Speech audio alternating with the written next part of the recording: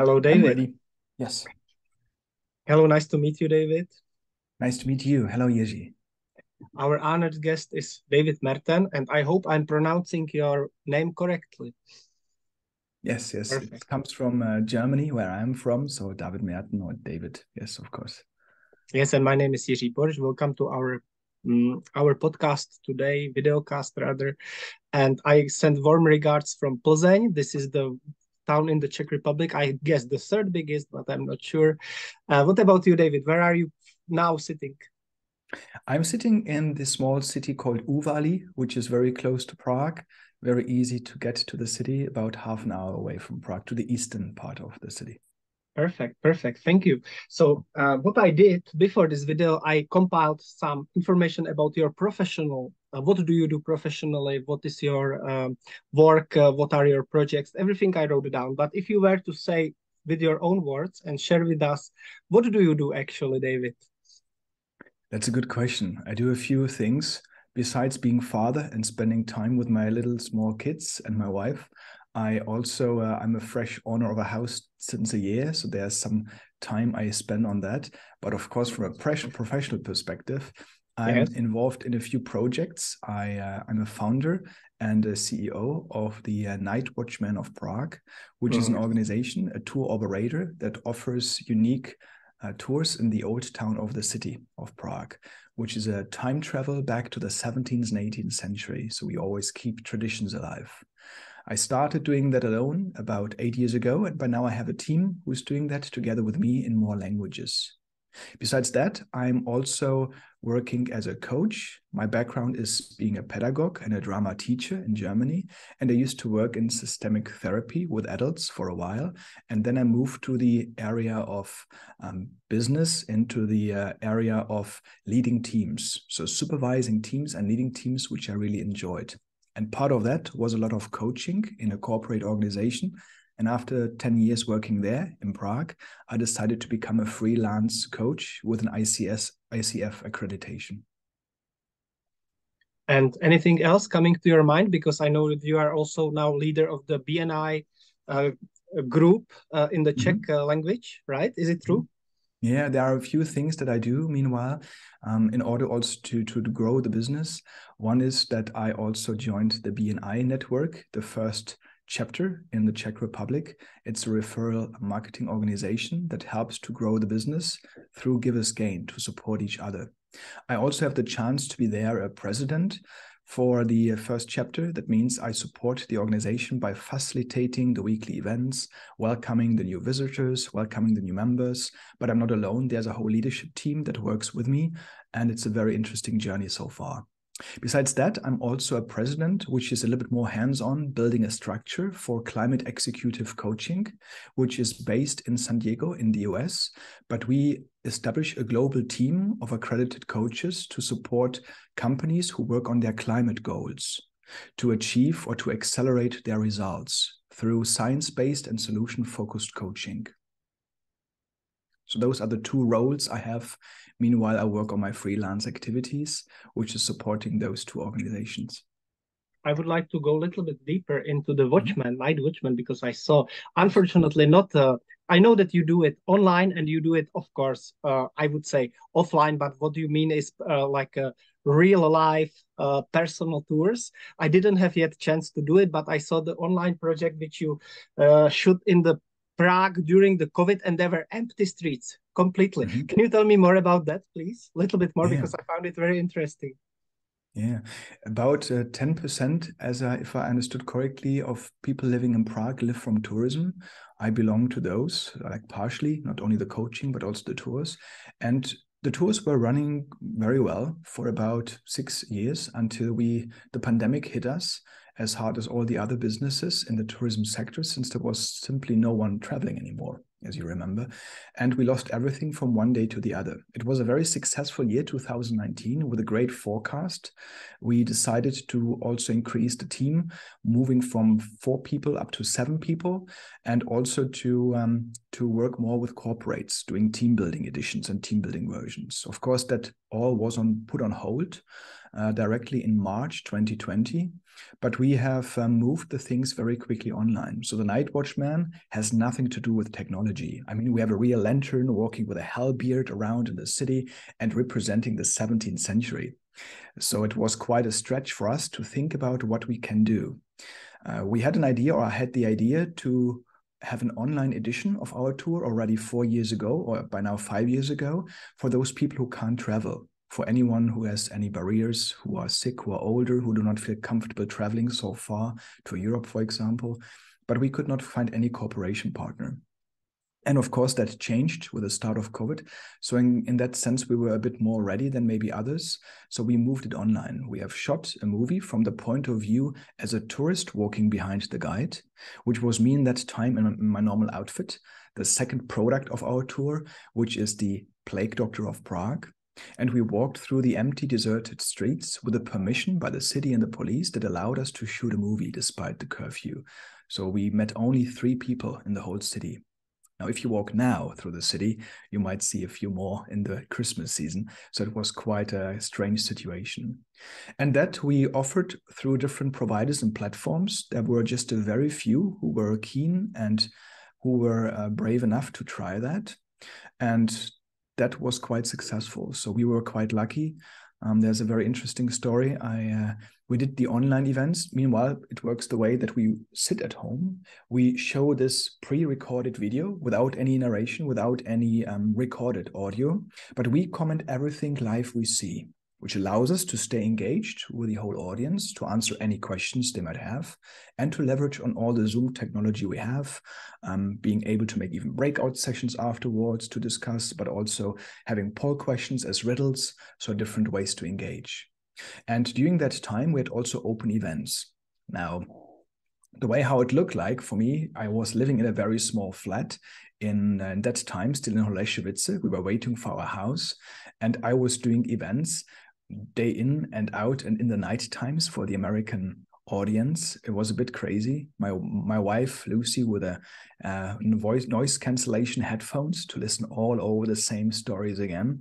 And we had in that time 1 small baby. So it was a bit of a challenge in the night. So kind of a fun fact, I did some events for big companies like Google with a virtual background behind me in our bathroom, so next to the toilet. So luckily we had already the function of virtual backgrounds in that time.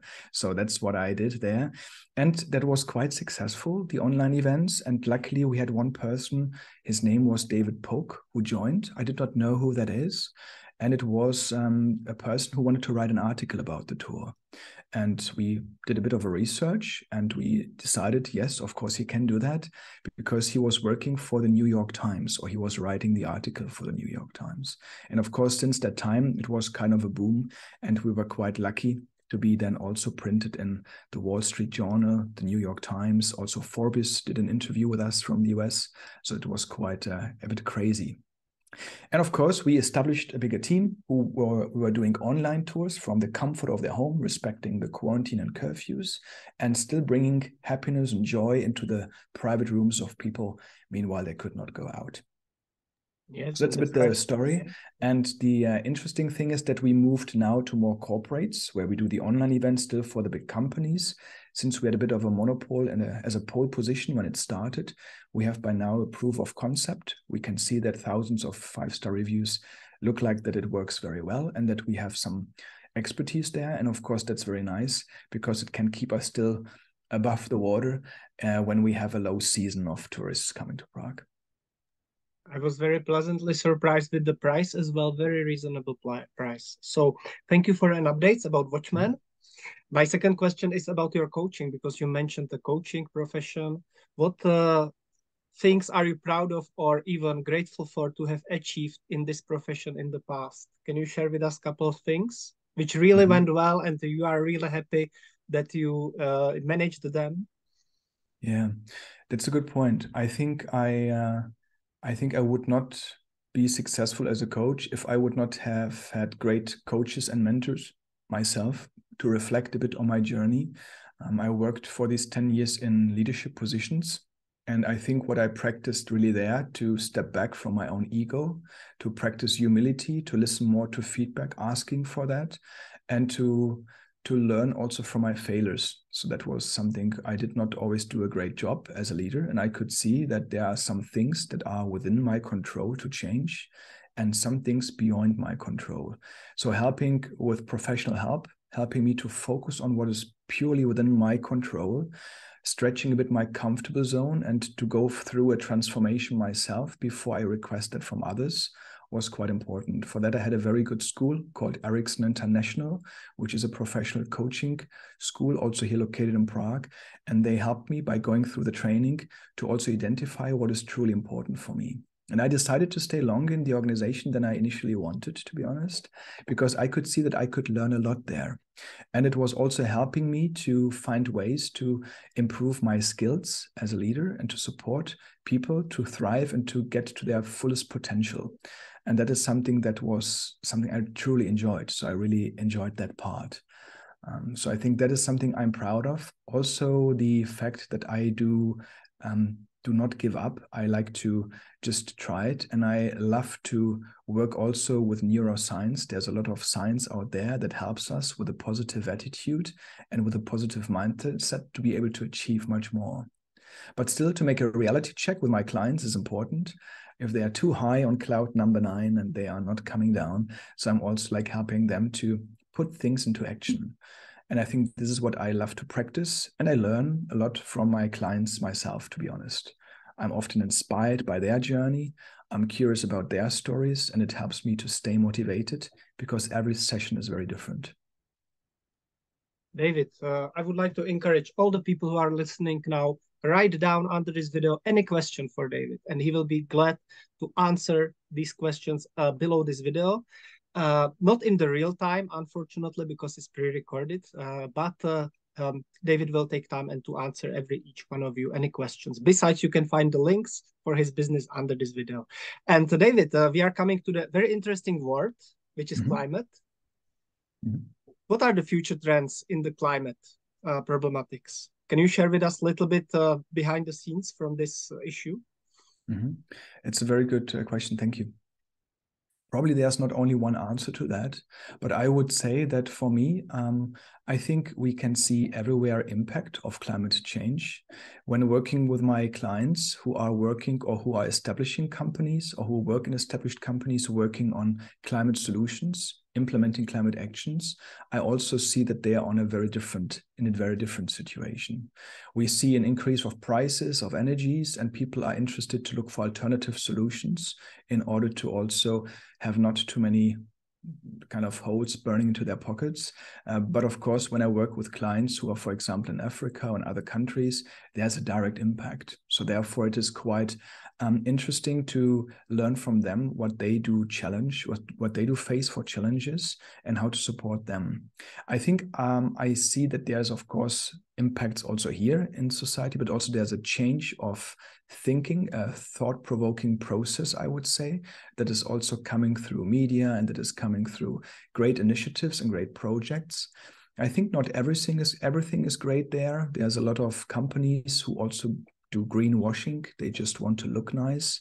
And part of our work as climate executive coaches is also to focus on those who truly want to change or to make an impact. And that is, of course, something we need to assess a bit before we even start. So we do not offer our services for everyone. It also needs to be some robust kind of goals. And if they do not have certain goals, we can help them to establish those. But climate is a very broad section. It can be companies who work in projects to support sustainability, to implement actions into their organization. Establishing cultural change networks can be one of our activities we do. We can also help individual people how to transport the messages to their team and how to make it workable. Often it's a big elephant in the room and people need to bring it down on the ground to see what does that mean? What can we do today? And there are a lot of things that we can do today, besides just taking my bike instead of my car when I go for the shopping, or I love to go to Šuplik, just to mention them here shortly, because that's a small shop here in Uvali where they sell everything without packaging. And overall, it's cheaper. And I do not produce any waste. So there's a lot of different ways how we can do that.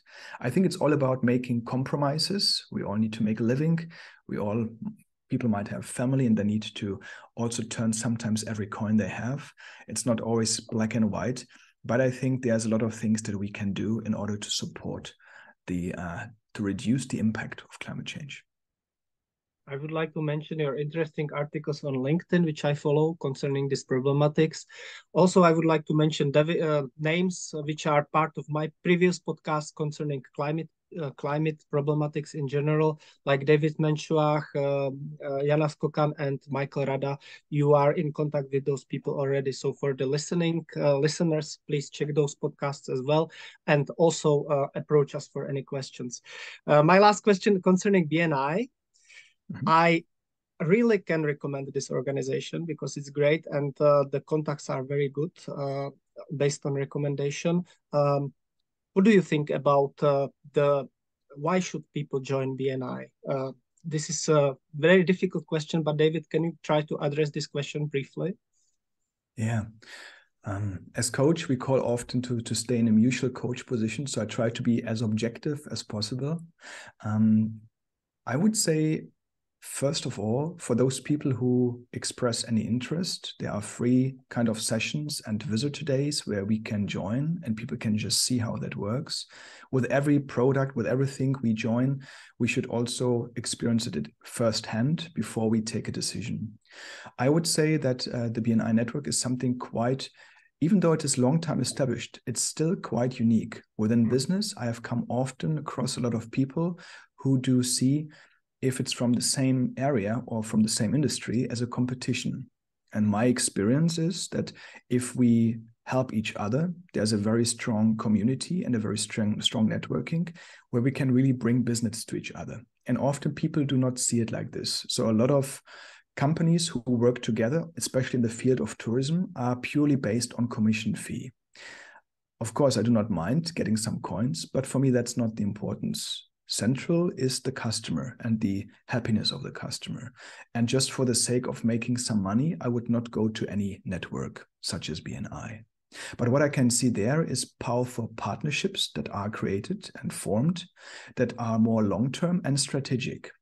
Most of the people they're on their own business owners, so they have a strong interest to make partnership that goes beyond a year or two. They want to kind of build their company that has future, that is sustainable, as we like to say in business also there. So that is something that I can experience there. And also what I think is important is the way how we support. The first meeting was very challenging to understand that it's not about me asking for getting business. It's about what I can do for others. The philosophy of give as gain is something that we do often in the field of trainings and coachings, to give something to the client because we do know it brings something back. But the give as gain is a big part of the core values of BNI, which is about to support each other beyond any mutual agreements, beyond any expectations that you would get the same. So it's kind of an unconditional way of support you give. And due to that, you increase trust and the loyalty, of course, within the group. It's not made for everyone. It's not for doing just a quick business and to disappear. So I think there needs to be a proper consideration before joining, but definitely it has long-term effect. And that's why I like it. And it's based on supporting each other. I mustn't forget to ask you about your invitations for your future events. Do you have any event on mind which is coming soon and you would like to invite us to after seeing this video so that people can come together and join you in your journey? Mm-hmm. Thanks for asking. Indeed, I would say there are multiple things. So first of all, of course, if people would like to experience the city of Prague, not only from the point of a tourist, but also from a point of someone living there who does not know about the old tradition of Ponocny, the people who used to work through the night, ponocní, the night watchman, or to experience a forgotten hero who worked in the times of plague in the last outbreak in the 18th century. That's our plague doctor. They can always approach us and let us know. We do that also for companies. So that's a way to experience it. And I'm happy to do it myself. Sometimes I get requests if I can do it. So happy to do it myself. That's about the tours. What I can also say is if you would like to see a bit how we work as coaches and what we do for our clients of executive coaching, climate executive coaching, there's also a way to join our webinars. So for those who are interested, you can join, you can let us know, because we create webinars. We do have probably none happening until the end of this year anymore, because it's now starting the Christmas season and vacation times. But please let us know. Also, we are always looking for new coaches who would support, who would be part of that journey. And of course, for companies who are interested to get to know more about our coaching services. That is for the climate executive coaching, but also individually, if they want to have some leadership coaching from me only, or the company that's behind me for the climate executive coaching, they can of course let me know. We do always provide a free session where we take like notes, where we kind of give advice, where we also listen, what are the pain points, and then we can see if there's something that can come out of that. Anything else on your mind? Maybe a short advice. I like to have my own philosophy I follow, and I hope everyone has something that guides everyone also in times of crisis. Something that has been proven to me very well is the quote that I like to follow, to refuse the useless, to absorb the useful, and to add what is specifically your own. We all have resources. It's a question of unlocking those and to make it your own and your own signature, whatever we do.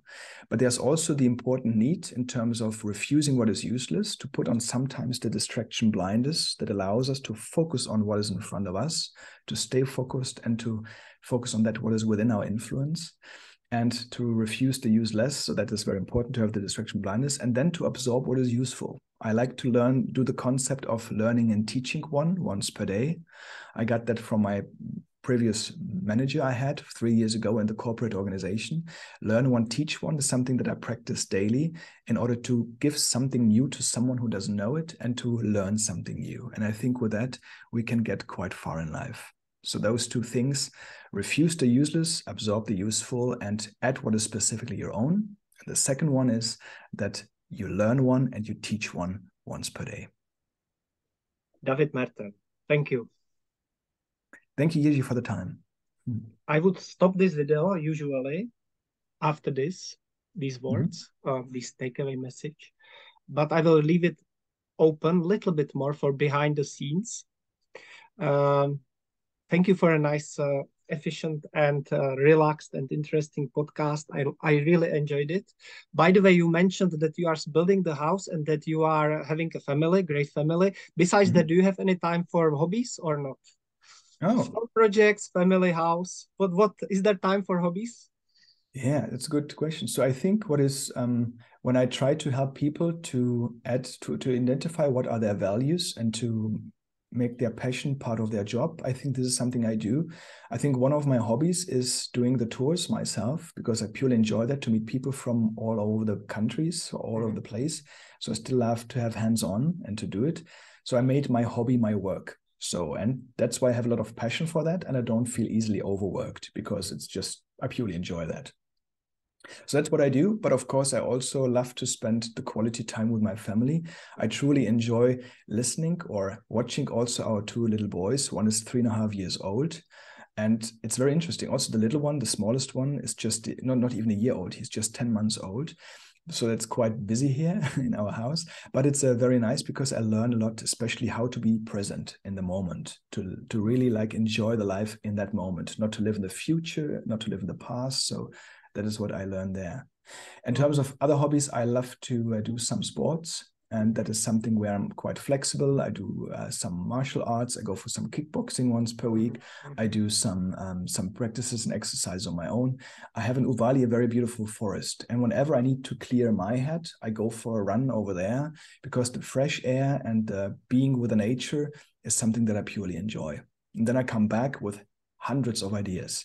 So when I have a whiteboard over here in the office and I work on a concept, it takes me ages. But if I go to run in a forest for just half an hour, I come back and I'm full of ideas after that. Nice, nice, nice. Very nice. Finally, do you have any question for me, David? Yes. So what would you say was the most interesting podcast for you so far, and why? I cannot say because all the people are interesting. I know this sounds like a cliche, but for me, every podcast is interesting because people are sharing their lives, and it's not about best or worst. It's about listening to ideas, making new friendships, making new cooperations, and this is what I strive for in my podcasts, to let people know that other people exist and make new relationships. Yeah, sorry that I didn't answer better. And why do you do this? Why is that important for you? Yes, yes, of course, because I like meeting people. Since I was a small boy, I liked meeting people, and during my youth as well. And I traveled a lot and I met many people from the whole world. And this is what I like. And we had a project with my sister, which was called Memo Point. It's still going. And it was going to talk with the older people about their life, sharing their life story and recording it. And then we digressed, we turned away a little bit from this project and we made it available for everybody to talk about their life story. So for me, the age is not important. I invite everybody to come to my podcast and share. Thanks for sharing. All right. Thank you. Thank you very much.